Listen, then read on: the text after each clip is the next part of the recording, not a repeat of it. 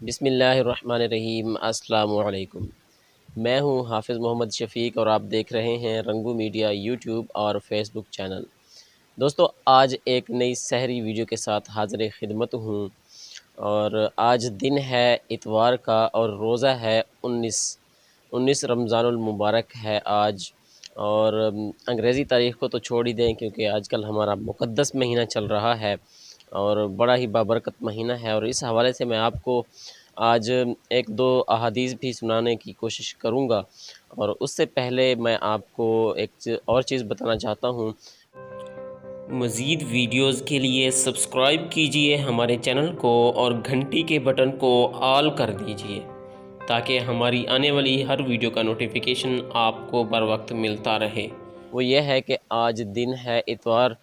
دنوں میں جو سردار دن ہوتا ہے وہ ہوتا ہے جمعۃ المبارک، یعنی کہ جیسا کہ انسانوں میں آج کل لوگ سردار جس کو جانتے ہیں وہ جانتے ہیں مالدار کو، پیسے والے کو انسان سردار کہتے ہیں، ٹھاٹھ باٹھ والے کو انسان آج کل کے لوگ سردار کہتے ہیں۔ اسی طرح اللہ تعالیٰ جل شانہ نے ایک معیار مقرر کیا ہے کہ دنوں میں جو افضل دن ہوگا، دنوں میں جو سردار دن ہوگا وہ ہوگا جمعۃ المبارک کا۔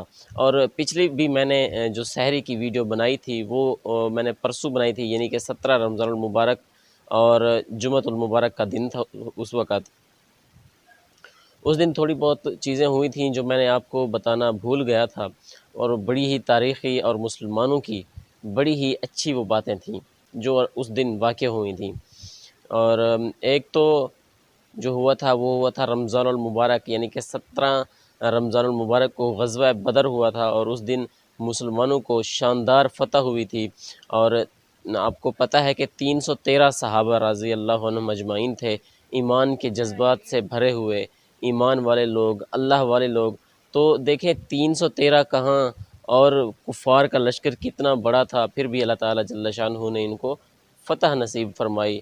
تو یہ بڑی ہی شاندار فتح تھی مسلمانوں کی تاریخ کے حوالے سے، اور وہ سپہ سالار بھی عظیم تھے، کیا کہنے، سبحان اللہ۔ دنیا کے عظیم ترین انسان اس وقت 313 صاحب کے وہ سپہ سالار تھے۔ وہ سپہ سالار کون تھے جی؟ وہ تھے حضرت محمد مصطفیٰ عقائد و جہاں رحمۃ للعالمین، حضرت محمد صلی اللہ علیہ وآلہ وسلم۔ اس کے علاوہ کل میں نے ویڈیو نہیں بنائی 18 رمضان المبارک۔ 18 رمضان المبارک کو کیا ہوا تھا؟ 18 رمضان المبارک یوم وصال ہے سیف اللہ کا، جس کو اللہ کی تلوار کہا گیا، جو کہ جس نے وقت کی سپر پاورز کے ساتھ ٹکر لی اور ان کو شکست فاش دی، جس نے روس کے ٹکڑے ٹکڑے کر دیے اس وقت کے۔ اس کے مقابلے میں جو بھی آیا اس کو شکست دے دی گئی۔ جو بھی حضرت خالد بن ولید رضی اللہ تعالیٰ عنہ کے سامنے آتا شکست سے دوچار ہوتا۔ حضرت خالد بن ولید رضی اللہ تعالیٰ عنہ 18 رمضان المبارک کو ان کا وصال ہوا تھا، اور کل بھی 18 رمضان المبارک تھا، کل ان کا دن تھا۔ اللہ تعالیٰ ان کے درجات مزید بلند فرمائے، وہ تو بخشے بخشائے لوگ ہیں، جیسا کہ اللہ تعالیٰ جل شانہ نے فرمایا کہ رضی اللہ تعالیٰ عنہم ورضوا عن، میں ان سے راضی ہو گیا اور وہ مجھ سے راضی ہو گئے۔ یہ تو اللہ تعالیٰ جل شانہ نے ان کو دنیا میں ہی پروانہ دے دیا۔ اسی حوالے سے حضرت خالد بن ولید رضی اللہ تعالیٰ عنہ کی میں آپ کو ایک قول ان کا سنانا چاہتا ہوں، ایک روایت ان کی سنانا چاہتا ہوں۔ وہ کہتے ہیں کہ موت سے ڈرنا نہیں چاہیے، کیونکہ آپ کی موت لکھ دی گئی ہے کہ آپ کو کیسے نصیب ہوگی، اور وقت سے پہلے وہ آ نہیں سکتی، کیونکہ جب تک موت کا وقت نہیں آتا اس وقت تک زندگی جو ہے وہ موت کی حفاظت کرتی ہے۔ وہ کہتے ہیں کہ اگر موت ایسی ویسی آنی ہوتی تو جنگوں میں آتی، تو جہاد میں آتی۔ وہ کہتے ہیں کہ میں نے ساری زندگی جہاد کیا ہے، ساری زندگی جنگیں لڑی ہیں، سپر پاورز کو انہوں نے ماشاءاللہ شکست دی ہے اللہ تعالیٰ کی مدد سے۔ تو وہ کہتے ہیں کہ اگر موت آنی جانی ہوتی تو وہ کسی وقت آ سکتی تھی، لیکن وہ کہتے ہیں کہ اگر مجھے موت آنی ہوتی تو مجھے جہاد میں آتی، کیونکہ وہ ساری زندگی انہوں نے جنگیں لڑی ہیں، لیکن ان کو جو موت آئی ہے وہ طبی موت تھی، اور ان کو ایسی مطلب موت نہیں آتی۔ وہ کہتے ہیں کہ موت سے نہیں ڈرنا چاہیے، جو ان کا جو بیسک مقصد ہے وہ میں آپ کو بتا رہا ہوں۔ سحری بھی کرنی ہے، ابھی تک ٹائم بھی ختم ہوتا جا رہا ہے، کیونکہ اس وقت تقریباً 3:30 بج چکے ہیں جب میں ویڈیو بنا رہا ہوں، تو تقریباً میرے خیال میں 4:10 12 منٹ 15 منٹ پر روزے کا سحری کا ٹائم ختم ہوتا ہے، تو میکسیمم آدھا گھنٹہ ہم لگا لیتے ہیں۔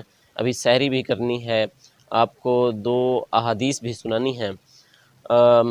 میں سمجھتا ہوں کہ سحری کرنے سے پہلے میں آپ کو ایک حدیث ہے وہ میں سنا دوں۔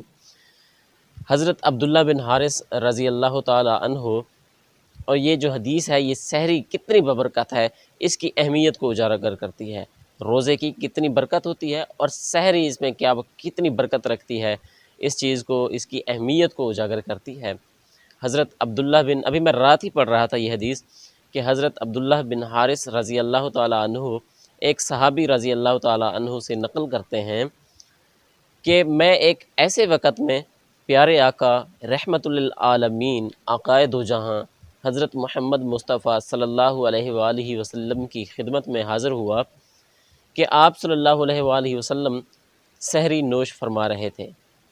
واضح رہے، وہ کہتے ہیں کہ ایک ایسے وقت میں حاضر ہوا کہ وہ سحری نوش فرما رہے تھے، تو آپ صلی اللہ علیہ وآلہ وسلم نے فرمایا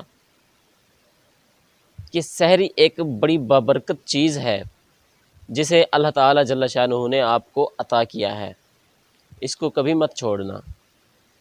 اب دیکھیں سحری کس نے عطا کی ہے، اس کی اہمیت یہ اجاگر ہو رہی ہے۔ آپ صلی اللہ علیہ وآلہ وسلم نے فرمایا سحری ایک بڑی ہی بابرکت چیز ہے جو اللہ تعالیٰ نے آپ کو عطا کی ہے، یہ اللہ تعالیٰ کا خاص انعام ہے، اس کو مت چھوڑنا۔ ابھی سحری کرتے ہیں، سحری کا وقت تو ہے، دہی بھی ہے ماشاءاللہ آج، اور سالن بھی ہے اور روٹی ہے، تو سحری کرتے ہیں۔ اور اس کے بعد ایک وعید ہے، ایک ہوتا ہے وعدہ اور ایک ہوتا ہے وعید۔ وعدے میں آپ صلی اللہ علیہ وآلہ وسلم جنت کی جو اعلیٰ چیزیں ہوتی ہیں، جنت کے بارے میں بتاتے ہیں تاکہ جنت کا شوق پیدا ہو، تاکہ نیک کام کرنے کا شوق پیدا ہو۔ اور ایک ہوتی ہے وعید، یعنی کہ غلط کام سے ڈراتے ہیں کہ اگر ہم غلط کام کریں گے، نیکی کو چھوڑیں گے تو پھر ہمارا ٹھکانہ جو ہے اللہ معاف کرے وہ اچھا نہیں ہوگا۔ ابھی سحری کرتے ہیں، اس کے بعد آپ سے گفتگو ہوگی۔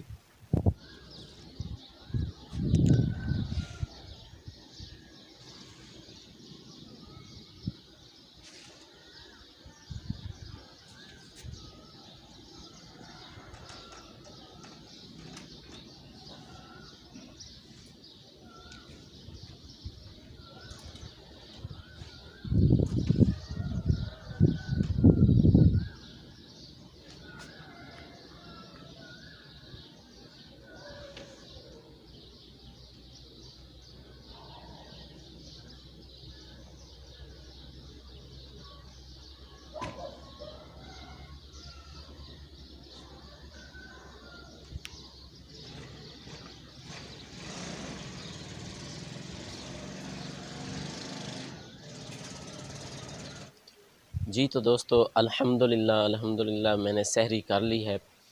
بڑی ہی بابرکت اور بڑا ہی مزہ آتا ہے سحری کرنے میں۔ تو میں نے آپ کو بتایا کہ میں آپ کو ایک وعید سنانے لگا ہوں، اور وہ یہ ہے کہ ایک اور جگہ، ایک اور حدیث میں پیارے آقا حضرت محمد مصطفیٰ صلی اللہ علیہ وآلہ وسلم نے فرمایا کہ ایک انسان ایسا بھی ہوتا ہے جس کو روزہ میں، جب وہ روزہ رکھتا ہے تو بجز اس کو بھوکا رہنے کے کچھ بھی حاصل نہیں ہوتا، اور چند لوگ ایسے بھی ہیں جو کہ رات بھر عبادت کرتے ہیں، شب بیداری کرتے ہیں، مگر ان کو رات بھر جاگنے کے سوا کچھ بھی نہیں ملتا۔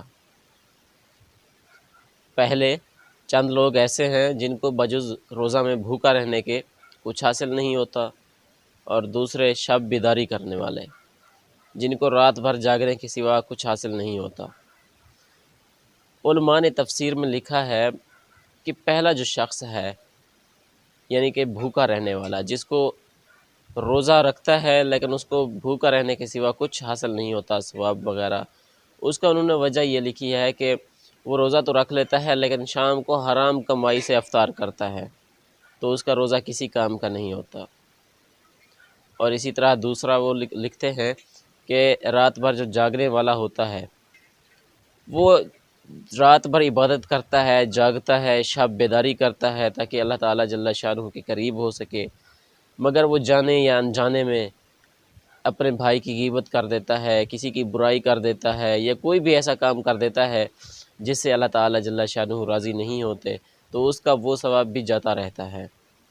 اللہ تعالیٰ ہمیں نیکی پر چلنے کی توفیق دے اور ایک ایسے کام کروائے ہم سے جس سے وہ راضی ہو، جس میں ریاکاری شامل نہ ہو۔ اگر ہم خلوص کے ساتھ، خالص دل کے ساتھ ایک روپیہ بھی صدقہ کریں گے خالص دل کے ساتھ، تو وہ احد پہاڑ کے برابر اس کا ثواب ہوتا ہے۔ لیکن اگر ہم احد پہاڑ کے برابر بھی کوئی مال، کوئی چیز صدقہ کر دیں اور اس میں اللہ کی رضا شامل نہیں ہو، بلکہ یہ ہو دل میں کہ لوگ مجھے بڑا سخی کہیں، لوگ مجھے میری واہ واہ کریں، تو پھر الٹا یہ گلے پڑ جاتا ہے۔ اسی کے ساتھ ہی اپنے بھائی کو اجازت دیجیے۔ میرے چینل کا اپنے خیال ضرور رکھنا ہے، میرے چینل کو سبسکرائب کیجیے اور ساتھ موجود بیل آئیکن اس کو بھی پریس کر دیجیے۔ Thanks for watching. اللہ حافظ۔